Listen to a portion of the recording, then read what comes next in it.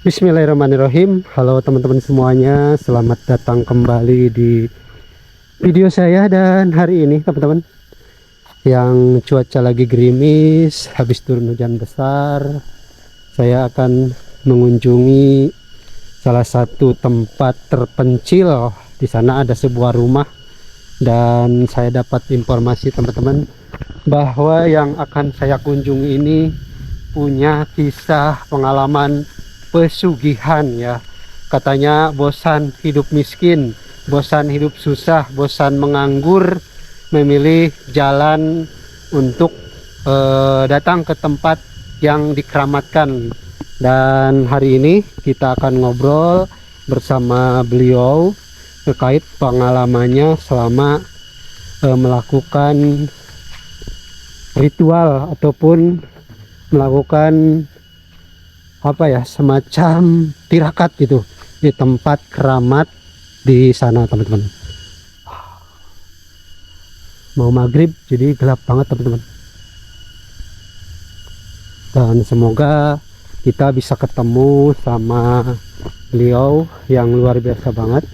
Informasinya nih yang saya dapatkan, beliau dikasih dua pilihan, yaitu mau jalan instan, mau jalan yang lambat cepet, kayaknya seperti itu teman-teman. Wow, kira-kira kalau teman-teman dikasih jalan pintas, mau yang cepet atau mau yang lambat seperti itu ya. Karena banyak orang pengen kaya, banyak orang tidak mau hidupnya susah, jadi banyak yang cari-cari pesugihan seperti yang akan kita kunjungi ini teman-teman. Mudah-mudahan ini jalannya benar ya, menuju ke rumah ataupun sarung terpencil teman-teman. Belum kelihatan ya, masih ini ya, hujan juga ini teman-teman. Dan tadi ada sedikit petir, mudah-mudahan aman selamat, amin. Bambunya gede-gede banget, Masya Allah. Belum kelihatan apa ada di bawah sana ya, rumah atau saungnya. Ya masih kebun gini ya teman-teman, Masya Allah. Oke, dari berdasarkan informasi, ikutin aja jalan ini teman-teman, nanti juga akan ketemu ya. Benar enggak ya? Bismillah, bismillah. Ternyata sini udah menuju ke sawah ya teman-teman, ada balong. Oh iya, Masya Allah, ternyata ini yang saya tuju tuh. Kelihatan ada seperti bangunan tempat tinggal, rumah yang terpencil banget teman-teman. Masya Allah, ini hujannya makin besar aja, kita langsung sana aja ya. Dan suara gemuruh juga ini. Bismillah, bismillah. Jalannya licin banget tuh, Masya Allah. Ada apa, tumpukan apa ya? Kelihatannya sih ada tuh pemiliknya ya. Masya Allah teman-teman, ternyata benar juga kata warga ya, ada tempat tinggal terpencil teman-teman di sini nih. Sananya adalah hutan perbukitan ya. Kalau sini sudah dijadikan area pesawahan. Kita langsung silaturahmi aja. Assalamualaikum. Punten. Oh ada ya. Oh iya, alhamdulillah. Waduh.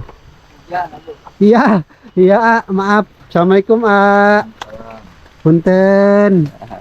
Masya Allah, setelah saya melakukan perjalanan ditemani gerimis sama ada petir dikit-dikit, alhamdulillah ketemu juga sama A-nya nih. Punten, maaf punten ya.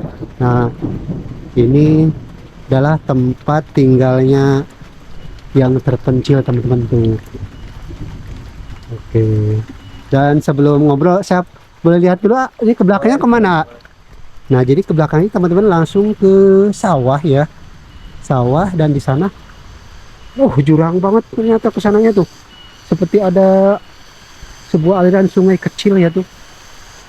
Jadi ini suasananya, Masya Allah. Ini berada di area pegunungan ya, sawahnya juga ini cantik banget, terasering, semakin ke bawah semakin cantik teman-teman. Oke, kita langsung ke sini lagi, kita ngobrol-ngobrol. Wah, alhamdulillah ketemu juga nih. Dingin suasananya ya. Dingin ya ayah. Saya juga sampai kedinginan biasa di cuaca panas Ya. nih. Iya. Oh maaf gini, sebelumnya saya WK dari Jati 7 ya ayah. Oh, Saya iya. tuh dapat informasi dari warga ketemu di hutan itu ya. Ya. Informasinya ada seorang warga katanya dia sudah lama tinggal di Saung lah. Kalau beliau Saung ya, tempat tinggal sementara gitu ya. Kebetulan katanya punya banyak pengalaman, mulai dari pengalaman pesugihan ataupun pengalaman ketemu sosok siluman Ipri gitu ya. Ya. Nah, datang ke sini saya dapat informasi dari warga tersebut, makanya saya penasaran gitu.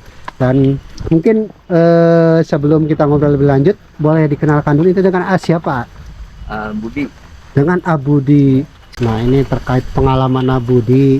Kan dari informasi yang saya dapatkan, Abudi itu pernah mendatangi tempat-tempat Keramat tuh. keramat gitu ya, yang boleh dibilang itu tempat pesugihan gitu ya.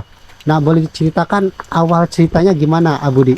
Kok bisa datang ke tempat-tempat keramat atau tempat pesugihan itu? Waktu itu saya ya mungkin namanya juga hidup ada pasang surut, Ya, masalah ekonomi apa gimana, terus Iya. saya lagi bingung lah, kebingungan waktu itu. Dulu udah hampir 3 tahun yang lalu lah, iya, hampir begitu. Nah, kita ngobrol sharing sama teman, dikasih informasi udah aja.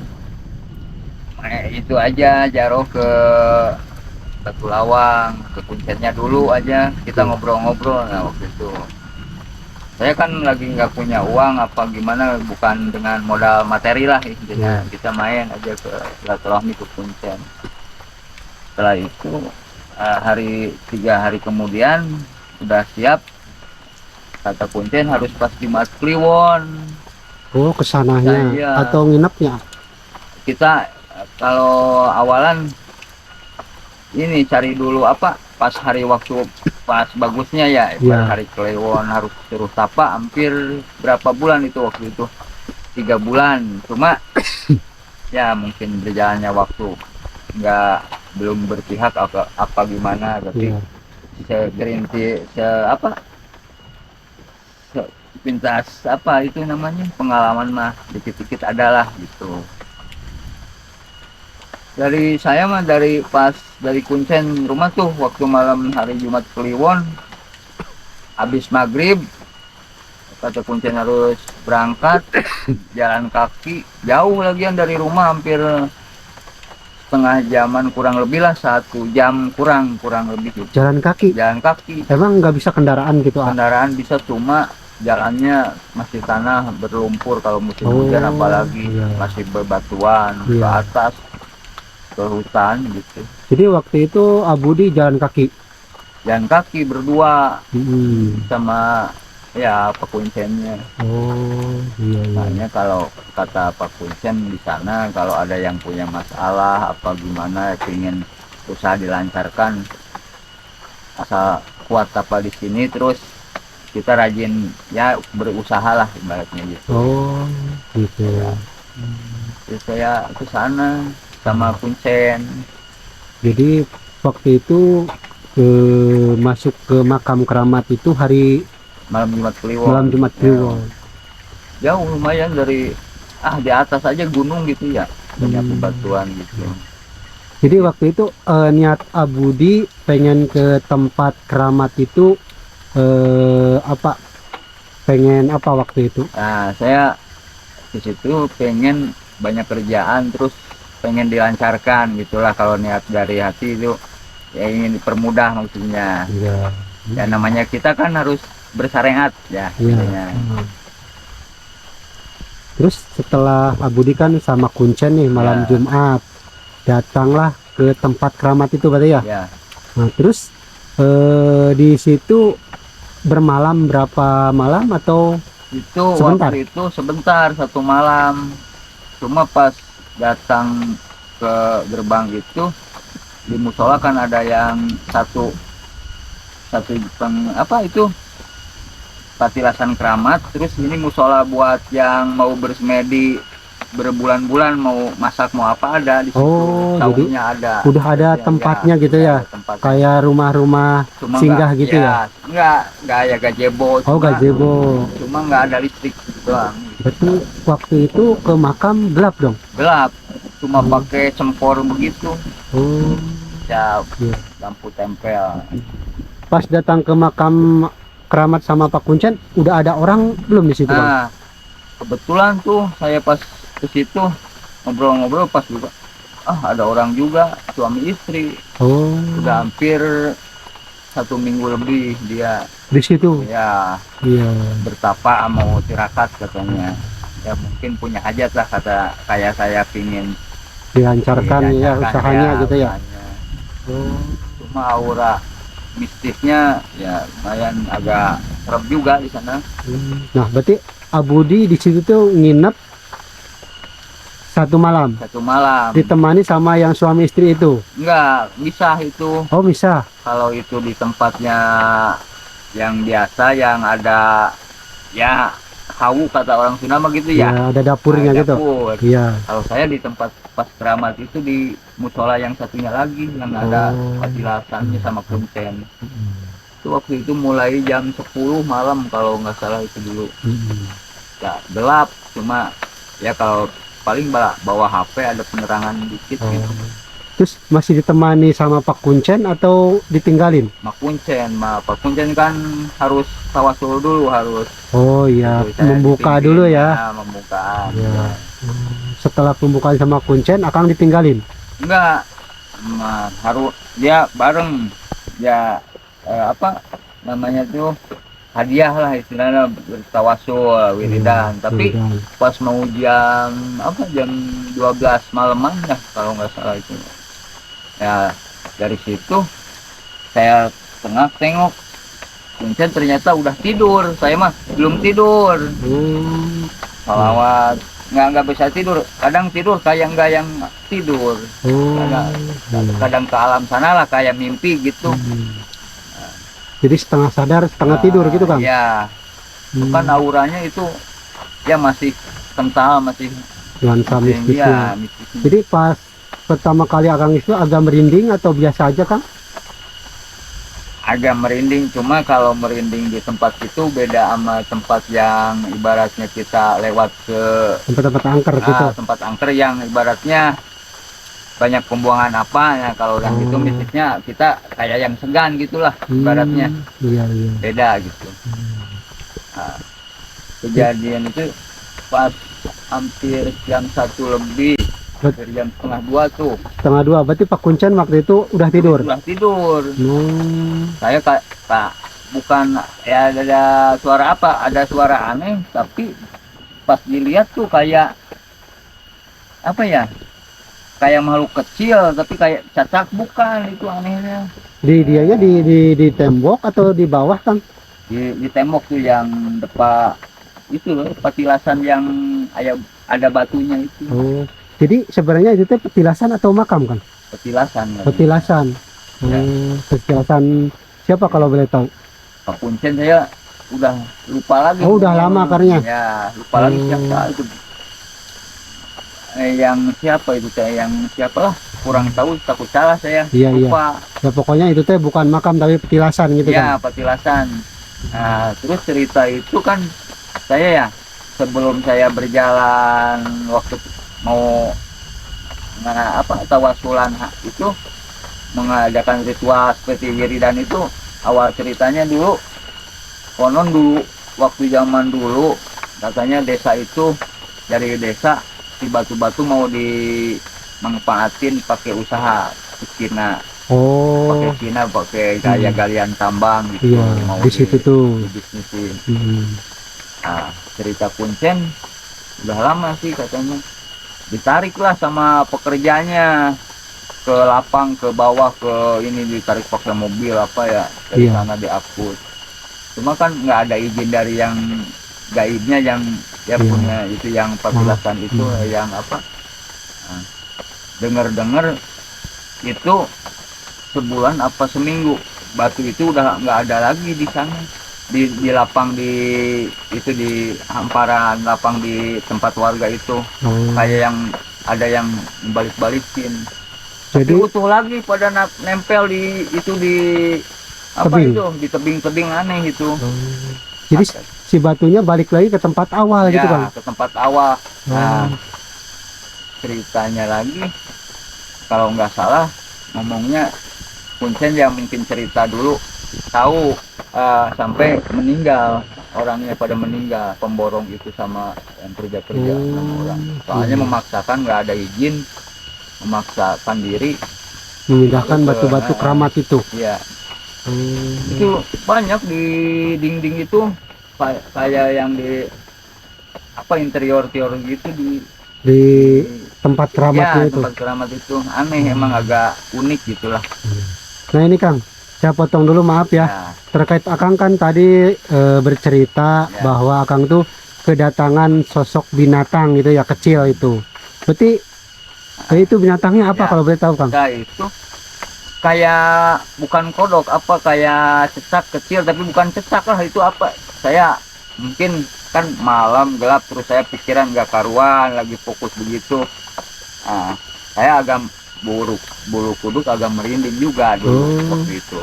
Nah setelah lama ada apa sosok bayangan begitu ya ibaratnya ada angin semilir datanglah dua sosok makhluk gaib mungkin yang satu kakek-kakek yang satu perempuan cantik berambut panjang Itu bebarengan datangnya ya atau?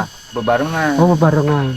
Makanya saya pas itu gemetar dan kaget pas dilihat tidur apa enggak soalnya itu si Pak Kuncen malah kayak kelek tidur yang dia ini nggak inget saya kalau ada yang lihat maka mungkin saya berbicara sama sendirian apa gimana gitu. Kalau gitu ya mungkin kadang kita percaya apa enggaknya ngalamin tapi kan kalau ada gaib mungkin ada petilasan begitu saya udah ada percaya ada yang gaibnya ya Kang. Jadi Akang itu didatangi dua sosok, yang satu kakek-kakek, ya yang satu perempuan cantik berambut panjang. Rambut pakaiannya gimana Kang? Ya seperti kerajaan-kerajaan dulu Ratu lah ya, seorang ya. ratu gitu ya. Itu kalau yang kakek berjubah putih gitu. Nah terus Akang kan kondisinya berdua sama Pak Kuncen, cuman Pak Kuncen tidur ya. Ya Terus si sosok yang datang itu berkomunikasikah dengan Kang Budi atau gimana waktu itu? nah waktu itu dia nanya pas itu dia juga balasnya kan uluk salam lah assalamualaikum juga orang kalau gaib begitu. Saya jawab salam nanya ada keperluan apa anak muda kesini katanya. Kata saya aduh saya gemetar jawabnya sambil bingung. Saya jawab aja dengan jujur saya pengen kerjaan yang lancar dipermudah ya syariatnya jalan ke sini berjarah gitu kata saya. Kata dijawab sama yang itu oh begitu tapi mau syaratnya mau menjalankan katanya. Aduh kata saya berat lagi nih ada syarat-syarat begini apa aja syaratnya kata dia. Kata sosok seorang makhluk itu gaib yang berupa kakek-kakek si istri yang berambut panjang itu ya duduk aja gitu. Saya sampai elok lah kelihatannya cantik malum tahu jin ifrit apa gimana ya. Hanya ada jalan instan ada jalan lambat. Oh menawarkan Ya, dua pilihan ya. gitu. Oh iya. Terus gimana Kang? Setelah itu saya apa yang di ininya apa yang disebut instan apa sama yang lama tuh pilihan itu ini ya singkat cerita dia yang satu kalau mau instan boleh kalau mau nikah sama yang saya bawa istri ini perempuan cantik ini cepat kita berhasilnya kalau yang ibaratnya jalan yang kita lamban tapi kita ibaratnya cari aman lah kata kita ya kalau nikah kita harus izin apa ke istri apa harus bercerita dulu mungkin banyak ada minta pendapat. Nah itu yang satu lagi harus kira-kira 3 bulan cuma rutin tiap malam Jumat harus datang ke situ. Petilasan itu. Ya, selama Oh. 3 bulan jangan Betul. ditawar, ya jangan putus gitu. Jadi ada yang instan, ada yang Lambat. lambat. Ya. Dan tadi ada dua pilihan yang sebenarnya dua-duanya berat atau enggak ya? Kalau saya ya, kalau nikah mah namanya laki ya pasti pengen. Iya. Tapi kan kita berpikir lagi mungkin ini nggak bakal beres gitu kata kita. Kalau menurut saya nafsu, wah mending instan. Tapi saya waktu itu jalan pilih sambil kita dipikirkan tuh dibanding jalan aman tuh. Saya juga pikirkan maksudnya apa kecewa apa enggak itu makhluk gaib yang ngasih solusi itu maksudnya.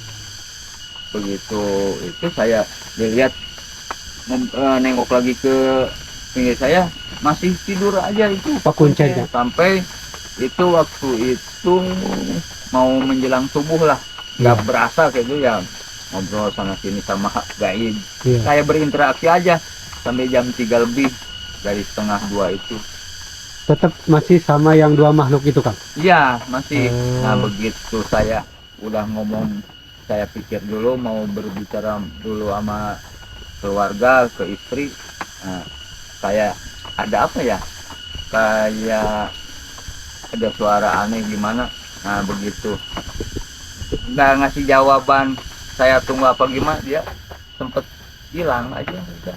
Saya kayak yang baru sadar, aduh ini apa mimpi apa gimana, tapi enggak kata Tapi saya. bukan mimpi, bukan, Kang? Bukan mimpi, tapi kayak ya setengah ke alam mana gitu saya. Iya, iya. Lagian Akang juga kan masih sadar bahwa ada Iya. Pak Kuncen di situ ya. Iya. Jadi waktu itu Akang berkomunikasi dengan dua sosok makhluk itu, belum ngasih keputusan Akang mau milih Nah, yang itu, belum? Iya belum. Makanya saya besoknya lagi pas mau juga habis salat subuh dibangunin lah, bangun sama Pak Kuncen, terus kita ngobrol-ngobrol habis beres begitu. Kuncen nanya ketemu apa kata orang Sunda manggih ilapat gitu. Ibaratnya Dapat ada petunjuk wangsit. apa gitu ya? Dapat petunjuk apa ilapat. Saya ceritain yang tadi saya obrolin begini, diceritain kata Kuncen, ya udah aja begini. Tapi barang mah nggak dapet, enggak. Barang yang lain cuma itu saya mimpi apa enggak, saya setengah sadar pada saat itu, kayak setengah sadar ngomong sama Kuncen saya. Oh begitu ya, ya bagus, jarang-jarang orang yang bisa begitu, kadang dikasih apa Benda gitu. benda barang apa buat ajimat gitu. Iya. Setelah itu Kuncen udah aja begini, suruh pulang dulu ke saya waktu itu.